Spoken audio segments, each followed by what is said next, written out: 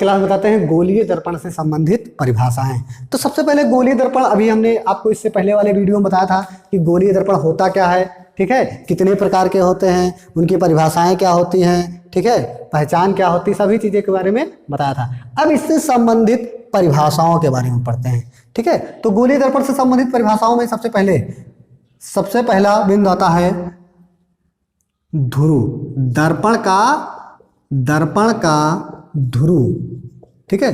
तो जिसको अंग्रेजी में पोल कहते हैं, ध्रुव को क्या कहते हैं, पोल, इसलिए इसको पी से लिखते हैं। क्या होता है, कोई भी दर्पण है, मान लीजिए ये हमारा कौन सा दर्पण है, ये जो दर्पण है ये हमारा अवतल दर्पण है, और ये कौन सा दर्पण है, ये हमारा उत्तल दर्पण है, ठीक है। तो इन दर्पण, चाहे जो दर्पण हो, उस दर्पण का जो प्रावर्तक तल का मध्य बिंदु होता है, जहां पर केंद्र होता है प्रावर्तक तल का, ये समझ लीजिए किसी भी दर्पण का जो प्रावर्तक तल है, कौन सा, प्रावर्तक तल का केंद्र बिंदु, कौन सा बिंदु, केंद्र, किसी भी दर्पण का प्रावर्तक तल का केंद्र उस दर्पण का क्या कहलाता है, उस दर्पण का क्या कहलाता है, ध्रुव कहलाता है। क्या कहलाता है, ध्रुव। जैसे ये दर्पण का क्या है, ध्रुव है, तो ये दर्पण अवतल दर्पण है, ठीक है, तो इसका ध्रुव ये केंद्र, प्रावर्तक तल है, इसका केंद्र यहाँ होगा। ये कौन सा उत्तल दर्पण है, इसका प्रावर्तक तल यहाँ, इसका ध्रुव यहाँ, तो इसको पी और इसको पी, तो इसको हम क्या कह सकते हैं, ध्रुव कह सकते हैं। मान लीजिए ये गोलीय दर्पण था, इसके भाग ये हमने इतना काट लिया, यहाँ पर आप समझ लीजिए कि पालिश है, भाग काट लिया, ठीक है, और एक ये था, ठीक है। दोनों दर्पणों बता रहे हैं, उत्तल और ये अवतल होगा, अवतल दर्पण, और ये कौन सा होगा, उत्तल दर्पण। तो इसमें देखिए, मान लीजिए ये वाला, ठीक, इधर पालिश है, तो जरा देखिए यहाँ पर वक्रता केंद्र क्या होता है। तो जिस खोखले गोले का, ये खोखले गोले का, ये मान लीजिए खोखला गोला है पूरा, जिस खोखले गोले का, तो खोखला गोला होगा, उसका कहीं ना कहीं केंद्र होगा, केंद्र क्या होता है, ओ होता है, ठीक है। जिस खोखले गोले का वो दर्पण बना है, उस खोखले गोले का केंद्र उस दर्पण का वक्रता केंद्र कहलाता है, ठीक। जैसे ये है तो इसका कहीं नहीं गोले का केंद्र होगा ओ, ठीक है, तो इसका वक्रता केंद्र क्या कहलाए, वो ये, ठीक है। इसको हम ओ से नहीं लिखते हैं, सी से लिखते हैं। किससे लिखते हैं, सी से। तो किसी दर्पण, चाहे अवतल लें चाहे उत्तल लें, ठीक है, जिस खोखले गोले का बना होता है, उस खोखले गोले का केंद्र उस दर्पण का वक्रता केंद्र कहलाता है। इसे क्या कहते हैं, सी से लिखते हैं। क्या कहते हैं, से सी से लिखते हैं, ठीक है। अगली परिभाषा देखिए क्या होती है, मुख्य अक्ष। क्या होती है, मुख्य अक्ष। तो मुख्य अक्ष क्या होती है, इसको मिटा के हम बताते हैं कि मुख्य अक्ष क्या होती है, ठीक। तो मुख्य अक्ष क्या होती है, मान लीजिए ये दर्पण है, ठीक है, और इसका आपने दो चीजें पढ़ चुके, वक्रता केंद्र और ध्रुव। ये दर्पण है, इसमें आपने वक्रता केंद्र और ध्रुव। तो हम कह सकते हैं एक्स अक्ष। एक्स अक्ष कौन सी होती है, क्षैतिज अक्ष। देखिए अक्ष ये होते हैं, ये एक्स और ये Y, Y dash X, X dash, है ना। एक्स अक्ष जिसको क्षैतिज अक्ष कहते हैं, कौन सा अक्ष कहते हैं, क्षैतिज अक्ष। ये अक्ष हमारा क्षैतिज है कि नहीं। एक्स अक्ष के अनुदिश या क्षैतिज अक्ष के अनुरूप खींची गई रेखा, क्या चीज, खींची गई रेखा जो कहां से होकर जाती हो, कहां से, पी और सी से, यानी दर्पण के ध्रुव और वक्रता केंद्र से होकर जाएगी, उसे क्या कहेंगे, मुख्य अक्ष कहेंगे, ठीक। एक बार परिभाषा फिर से। तो किसी भी दर्पण में, चाहे उत्तल हो चाहे अवतल, किसी भी दर्पण में उसके दर्पण के ध्रुव और वक्रता केंद्र से खींची गई रेखा जो कि क्षैतिज अक्ष या एक्स अक्ष के अनुदिश हो, उसे क्या कहेंगे, मुख्य अक्ष कहते हैं, ठीक है। अगली देखिए, दर्पण का द्वारक। क्या चीज, दर्पण का द्वारक क्या होता है, दर्पण का द्वारक। तो देखिए दर्पण का द्वारक, ये अंगुली देखो हमारी, ये वाला, ठीक, यानी यहां से यहां तक, ठीक, जहां तक है। तो जो दर्पण का व्यास होगा, यानी जिस गोले का बना होगा, उस गोले का जो व्यास, यानी पूरे दर्पण का जो व्यास है, मान लीजिए इतना है दर्पण, तो यही तो रहेगा, ठीक, इसमें यही तो रहेगा।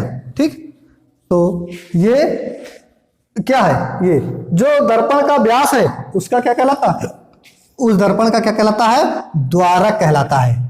फोकस, तो किसी दर्पण में, इसकी परिभाषा हम जरा लिखे देते हैं, ठीक है, किसी दर्पण में, किसी दर्पण में मुख्य अक्ष के समांतर, मुख्य अक्ष के समांतर आने वाली या मुख्य अक्ष के समांतर आपतित, आने वाली किरण को आपतित किरण कहते हैं। आपतित किरण कहाँ, परावर्तन के पश्चात, परावर्तन के पश्चात मुख्य अक्ष के, किसी दर्पण के मुख्य अक्ष के समांतर आपतित किरण परावर्तन के पश्चात मुख्य अक्ष को, कहाँ, मुख्य अक्ष को जिस बिंदु पर, क्या चीज, जिस बिंदु पर काटती है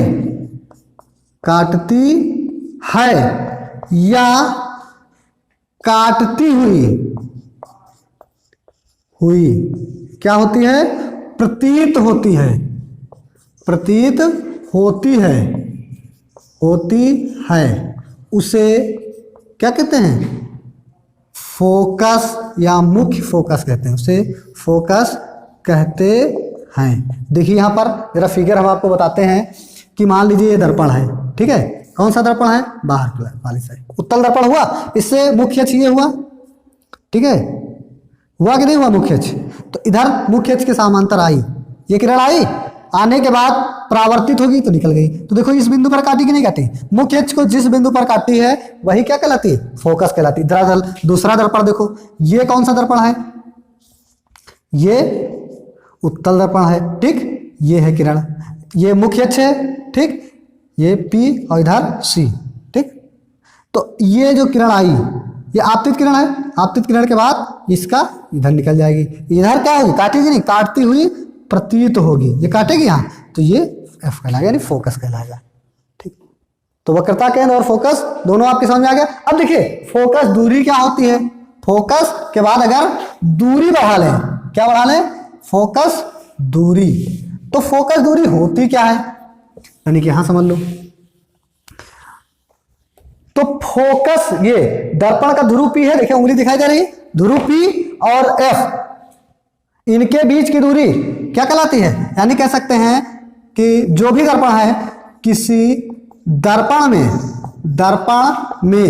P क्या होता है, दर्पण का ध्रुव, और क्या चीज, F यानी फोकस, किसी दर्पण में दर्पण के ध्रुव और फोकस के बीच की दूरी को, के बीच